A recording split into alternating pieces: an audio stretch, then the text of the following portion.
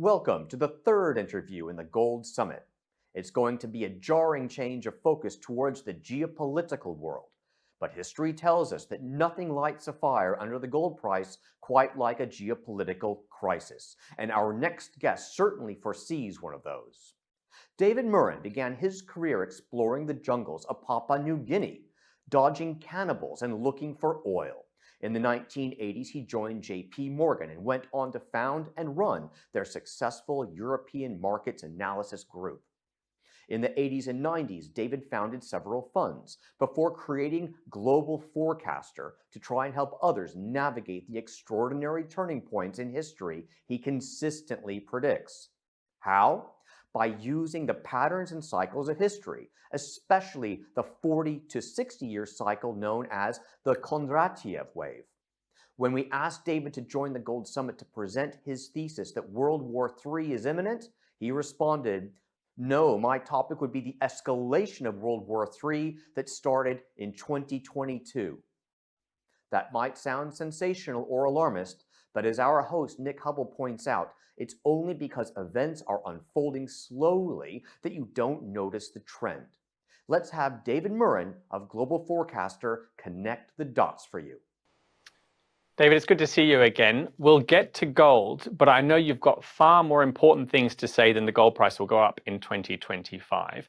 Your argument is that we've actually been in a war since the invasion of Ukraine, so in 2022. Can you take us through your thesis on sort of a bird's eye view to start with? Yeah, absolutely. So back in 2002, I had studied Kondratiev cycles, and that let me as a CIO put us in a position to start investing in oil, gold, precious metals right at the beginning of the cycle.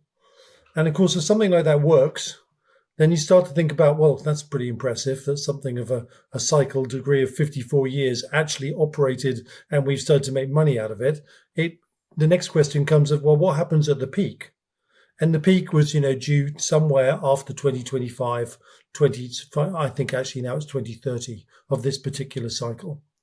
And the correlation that, has long been made is there are major conflicts that come into the peaks of these Kondratiev cycles. And we'll come into the detail of how I've really elaborated.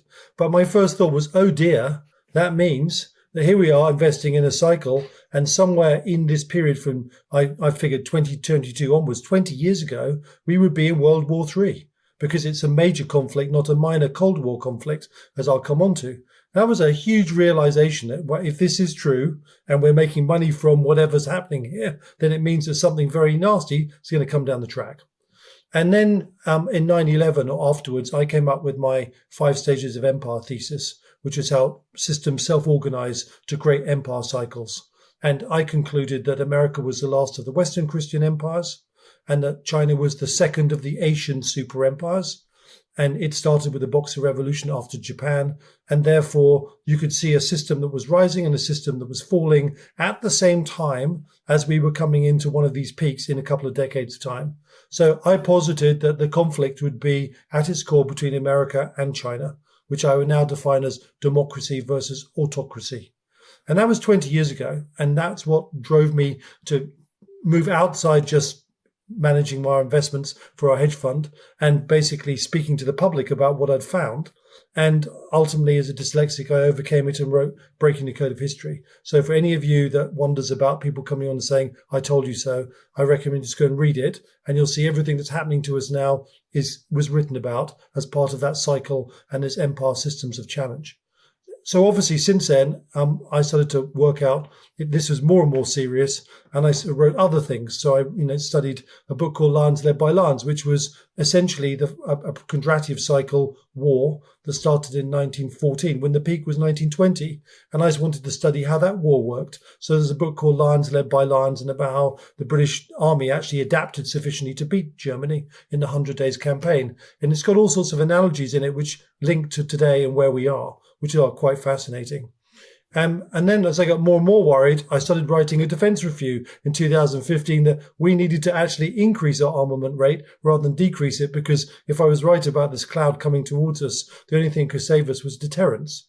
And then absolute horror in 2020 as we just carried on liberally cutting, when you could now see where Putin was in his cycle and where China was very definitely committed to a massive arms race with the production capability that we'd given them through our own greed by investing in them for cheap industrialization, low inflation, all those things that the carrot was held out for, which I believe wasn't accidental, by the way.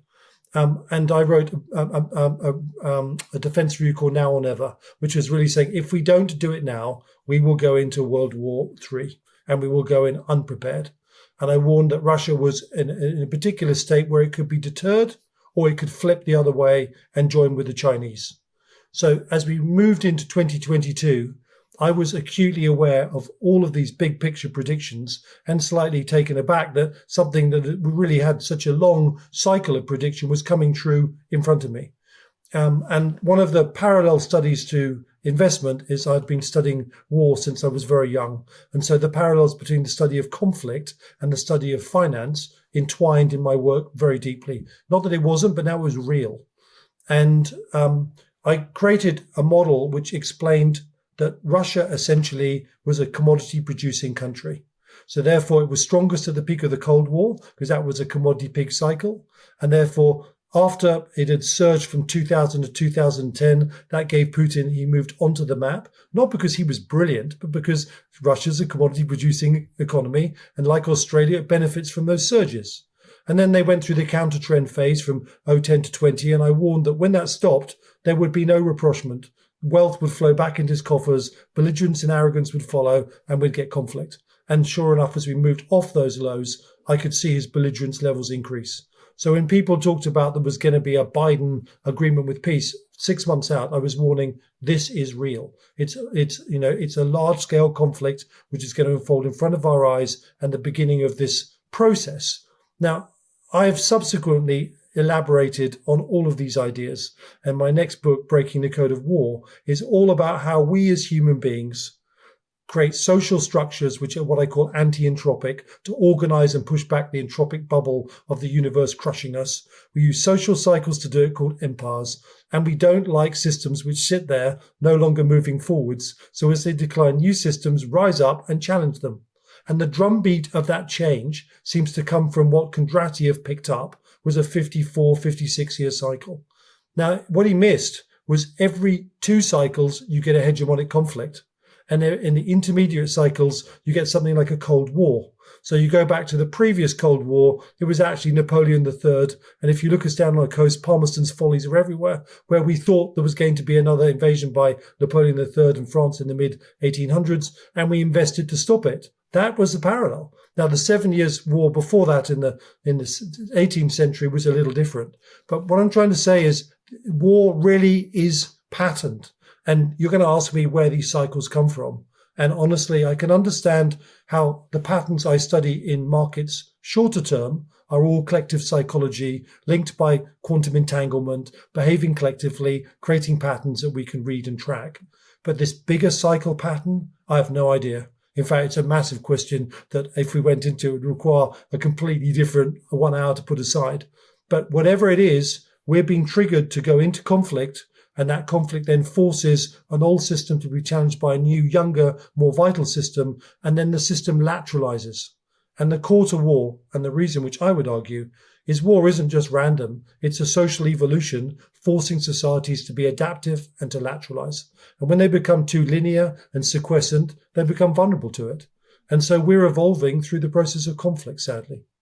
I'm devastated to hear that you don't have a good idea or a good explanation for it, because you're the only person who can explain why these cycles occur to me in sort of a sufficient way that I'm willing to start believing in them.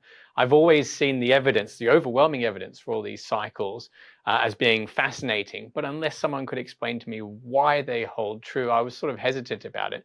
You did give a good explanation, and you featured the unconscious nature of how we react to the same thing in the same way as an individual and as a group. Can you quickly take us through that explanation? Because it's what converted me to the idea of cycles. You know, I needed all that evidence first, but I needed the explanation for it as well. Well, and it's really great that you're asked this question, because just adopting something just because others do is a very poor practice. So I think that we are and we behave like a collective organism. And that collective organism is not just linked by the price on our screen, it's linked by quantum entanglement, which now, we understand better that we can do things simultaneously across time and be connected. And it's very unconscious. And so we're involved in this, whether it's, a gold market or whether bond market, that's the most obvious way that you see these patterns trace out. But what's really interesting, they also trace out in terms of countries and empires, and the election with Trump has a particular cycle attached to it. And there are many, one of the things that I made an observation was Trump would win if there are two things that happened beforehand. The Democrats didn't lead by 3% in the polls because they were always biased. But most importantly, Trump would win because if there was a wartime event of some kind, as in triggers which represented threat and escalation of entropy, within 2 weeks of the campaign, people would turn to him as the strong man. And that's exactly what happened. We had missile exchanges and air exchanges in Iran. We had the North Koreans arriving in Ukraine. And someone's going to turn around and say, but Americans are so isolated, they wouldn't have realized that. But this collective consciousness, unconsciousness is incredibly sensitive to information, even if the individuals within it don't detect it. And I think there's one very interesting thing, which is white American females who chose Trump. Now, you would think they would choose to protect their reproductive rights via Harris. So what trumped reproductive rights over and moved them to Trump? Fear of continuation, fear of life, threat. And I think that's where we saw a strong character really being elected, the perception he's strong. And we're also moving into this entropic period where it is the time of dictators, whether they're autocracies or even benevolent dictators in democracies. As chaos increases and danger increases, funnily enough, all human systems move towards it. And there are all sorts of dangers with Trump because he's not quite, Churchill. And I think he has his own agenda and highly narcissistic. And I think we've probably seen the end of American liberal democracy as we know it. And that actually fits with the end of the American cycle. So Trump is a bit like Thatcher with a rebirth of a system which tries to impose lateralization, make it adaptive, prepare it for this challenge ahead. And that's essentially, I think, his social role. Another part of the explanation to me is that these cycles progress slowly enough that you don't quite realize that you're in the midst of one. A good example of that is I would have not have connected the dots as you do until you told me about them. So even though I'm aware of these cycles and these theories, I still don't see them until someone points out, literally connecting the dots almost to form the trend line. But let's get... Nick, there's a very good reason for that. And it really is quite fascinating is as an individual, we can remember our interchange, our conversation, and have responsibility for it. But the part of our brain that basically acts collectively has no memory storage. So it's almost as if we just are taken over by it, have no understanding of what we're doing within it, and we're hijacked by it, but we don't remember and learn from it. And the only reason we can see it is because there's an output in price or a behavior you can analyze that we can say, look what we all did together. But if you spoke to those people and said, I didn't do that. No, it wasn't me. And that's how it works. That's why it continues over and over again. I'll be using that explanation in my marriage. So we've established that that we have these cycles. I've tried. It's very dangerous. You've identified key turning points, including the empire cycle, the war cycle, the fact that that happens every second Kondratiev. There's also several other cycles like the commodity cycle you mentioned. We've established the justification for them. How closely are we following those cycles right now? And how clearly are we at the point where this World War III story begins to play out? I would say very closely. And the cycle that we really want to go back to is into 1914. And the peak of the cycle, which it was moving into, where the entropic pulse increased to create conflict, peaked in 1920. So the peak that ahead of us is 2030. So we're 8 years in front of the peak. And in that case, they were 6 years in front of the peak. The best way to imagine the effect of this cycle is like a pulse, which basically dismembers connections and order in society and literally jingles them all up to the point where people start fighting each other. And it builds in its pressure. And for example, the Napoleonic Wars were 10 years before their peak in 1808 when they started in 1798. So 10 years to 6 years, we're about square in the middle. And let's look at really what that peak represents. In the First World War, it was a German industrial challenge that then migrated its industrial economic well-being and strength into an arms race. And sure enough, the arms race was really not just about going through France. It was going through France to get to Britain to challenge for global maritime hegemony. And that's why they had a huge dreadnought race, which started in 1906, when basically all the pre-dreadnoughts, which were smaller gunships, were replaced by big gunships with steam turbines. And suddenly it was like starting the race all over again. Britain's investment of decades in two navies that could take on a navy that could take on any two disappeared, and we were off. And that triggered the arms race, which then corresponded to a land arms race, and ultimately the moment when Germany had to go to war because it was being sandwiched by Russia, that then was given railway lines by the French, and the French on the other side, and they had to go at that moment. So Archduke Ferdinand was just the excuse. And then the Cascades moved in. What's very interesting is, imagine this pulse. It starts a hegemonic race, but the race itself can take quite some time to end. So what happened in World War I was there was a pause, and then Germany reconstituted itself and then came back a second time. But in fact, the whole conflict was one conflict, and there was superimposed on top of it the Asian conflict, where Japan, as the first of the Asian super nations, essentially challenged the West, and that sat on top of it. But only at the end of World War II was the new hegemony decided. It was America, it was the Soviet Union, Britain had dropped from the scene, and the transference of maritime hegemony had taken place. Now, if you come into today, China is exactly the role of Germany. Traditionally a land power like Germany, converting itself into a maritime power, seeking to gain global maritime hegemony, and having the shipbuilding capability that's like 140 times bigger than the Americans. Which is exactly how America became a hegemony. It's how Britain became a naval hegemony, because the dockyards at Portsmouth led the Industrial Revolution. So shipbuilding equals naval power equals maritime hegemony. Very, very similar architecture. And although the opening stages of this war has taken place in Ukraine as one regional war, and to any people that doubt this isn't of World War magnitude, now the North Koreans have joined, they're supported by the Chinese, there's men on the ground. I think that is a multi-nation domain conflict. And sadly, NATO and America have shown a total failure to respond, to give Ukraine the tools it needs to eject the invaders. And we will pay a heavy price, because we didn't use that time to industrialize society, build shadow factories. You know, we could have quite easily said, we'll build the factories, right? We'll lend lease, as America did to Britain in World War II, all you need. And then, by the way, you can pay us back when you win with all the oil and gas you have in the Black Sea. Easy solution, really. We didn't do that.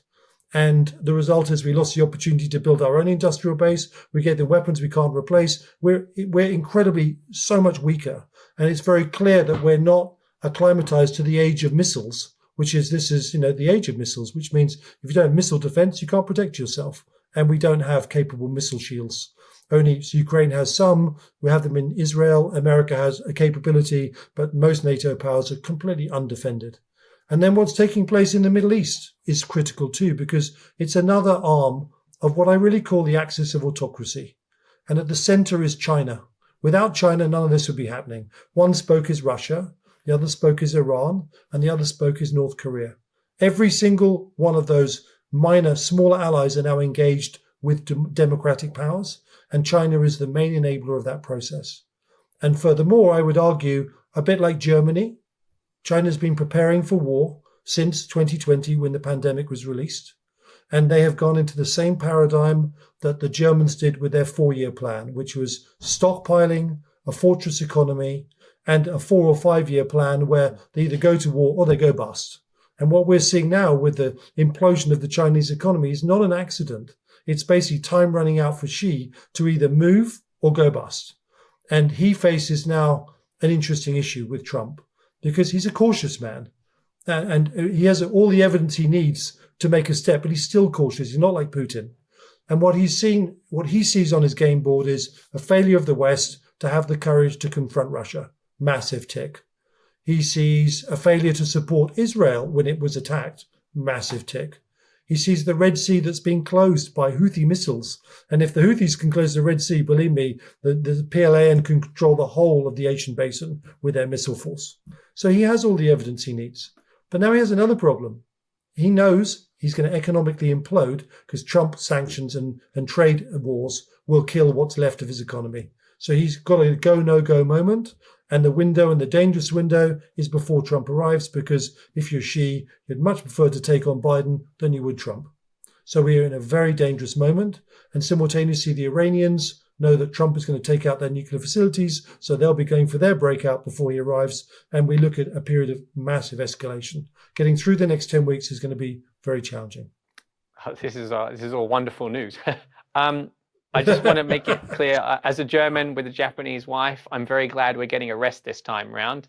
It's going to be China and Russia, but actually you would blame the Germans for not defending themselves or spending the money to defend themselves. Well, I look, blame is an interesting issue. And we see, there is no one in the West without blame, and that includes America, because they haven't competed with China in the arms race, and they haven't adapted their force structure to compensate for new weapons of asymmetry. So there is no one in the West who actually, apart from the Finns maybe, and the Poles, and the people who sit on the front line with Russia, that have really tried to be proactive. We're all complicit. The Swiss. All right, let's move on. What happens next? So what's the next phase here? Assuming we continue to follow the pattern of history? Well, one of the things that's really sobering is that when you're on the volte face of one of these entropic pulses into the 2030 peak, everything gets worse. It doesn't get better. It's a bit like rolling a barrel downhill. So, the first thing is when Trump promises no wars and a peaceful world, I'm afraid he's sounding a bit like Chamberlain in Peace in Our Time, because it's not in his power anymore. America is not the single hegemon as it was in 2016. It doesn't have control, and the axis of autocracy is fully mobilized to go to war. And the lessons of history, when sides mobilize, they move. So I think that Trump's agenda is not going to be his own agenda. He's going to be responding rather than actually being proactive. And I'm afraid that his attitudes only accelerate the chance of this outcome, if I'm right, rather than decelerate it. The only thing that could change that is if Trump took on Putin's mindset, which was appearing to be totally mad and threatening to nuke the world if we made a step forwards. And we believed him for the opening stages of the Ukraine war. And the result was it turned Biden and Jake Sullivan to Pavlov's dogs, where they were terrified to actually help protect Ukraine. So his shaping using nuclear threats actually created the outcome where Ukraine has been overcome. So actually, Trump could do that quite well, because he could convince everyone he's slightly unstable very easily.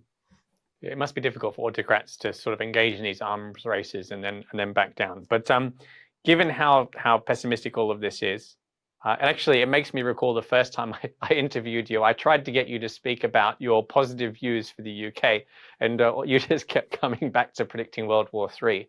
I think this might have been before Ukraine was invaded, so it's very similar. Let's talk about solutions, though, for investors. This is the Gold Summit. Presumably, gold is an excellent asset to hold if you're right about this future scenario for World War III. Yeah, it's been my core asset to recommend to people for the past 2 years. And, entry points around 1,600, we're almost double higher, I think. And I expect that to continue, because there's an awful lot of fiat money out there. And it's only got one place to go, which is 2 Olympic swimming pools of gold. So, and also it's a strategic metal for countries at war, because it lets them, transact for war materials far more readily than fiat currency.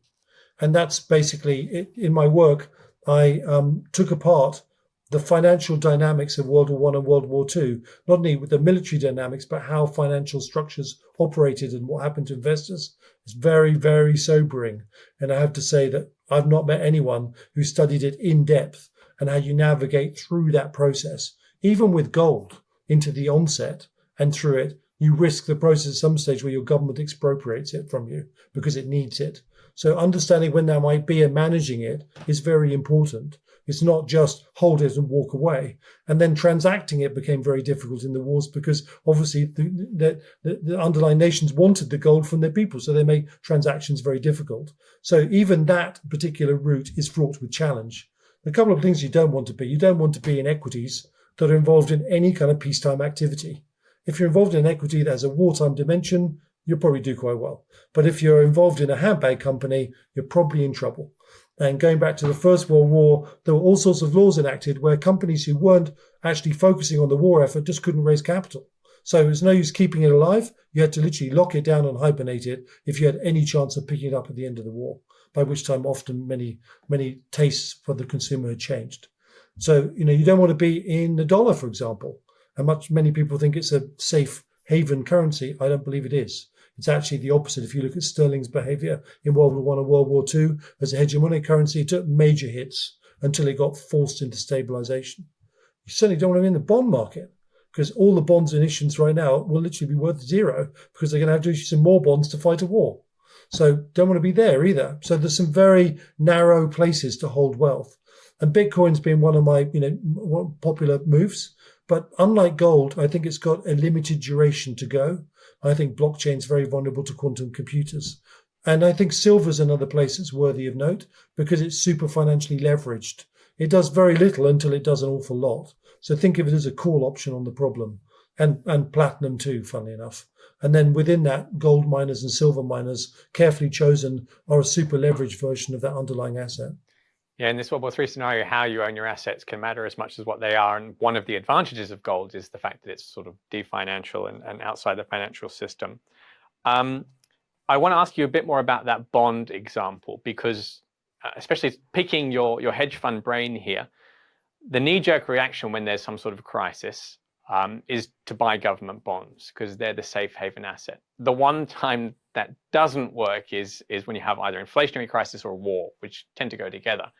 So it feels like the knee-jerk reaction in the financial system is going to be precisely the wrong one as these issues escalate over time. Where does the capital go to instead if that knee-jerk capital, fleeing for a safe haven, can't go to government bonds? Well, that's the issue. And government, there's already an issue where I think America has reached the limit at which it can issue freely. When you think about 7 trillion deficit, roughly, for the Biden administration over 4 years, my estimates are Trump's going to be 20, by the time he's finished doing what he does. It's a horror show. And so even if you don't actually end up with conflict, you do end up with a bond crisis, which is coming one way or the other. And the way we compensate for that is we print money and we give it to the Fed who monetize it and pretend it's all gone away. Well, I'm sorry, but there's limits to that process. So it leads us all the way back to there's only 2 Olympic swimming pools worth of gold for all of those reserves to try and find a home in. So I think the outcome, just as we saw that surge in Bitcoin in the past few days and surprised people how powerful it'll be, gold hasn't really started that move. I mean, gold really could go to 10,000 in this process, just because it's just not enough to go around and everything else becomes compromised. So I think that we're in the foothills even now. That doesn't mean when you choose to enter that you don't have to be very clever about your entry points, because no one likes pain. And I'm not recommending any entry points unless you come to me professionally. But the generic concept of the asset base, I stand by. I think we don't need to give our financial advice disclaimer about past performance and nothing is financial advice because of how carefully you worded that. For those people who do want to know more about your work, where should they go? What should they read? Where should they start? So I decided to try and put my knowledge and awareness of geopolitics and markets into the public domain, which is why I created Global Forecaster. So go to the website, www.davidmurrin.co.uk. You can sign up for the geopolitical marinations for the cost of a newspaper, and they're predictive and they explain what's happened, and they'll rejoin the way you use knowledge in a different dot combination, which makes your knowledge predictable rather than a responder to what happens.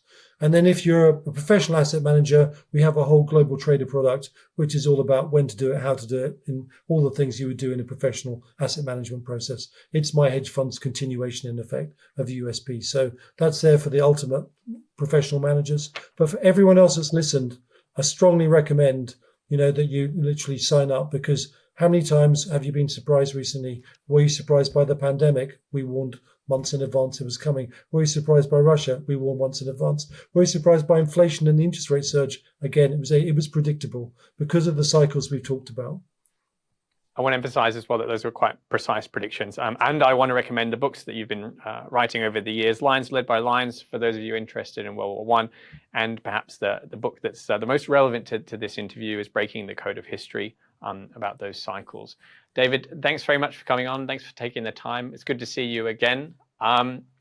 thanks for agreeing to come on the Gold Summit. It's a great pleasure, Nick, and good luck with the summit. I hope everyone wakes up to the importance of the shiny stuff.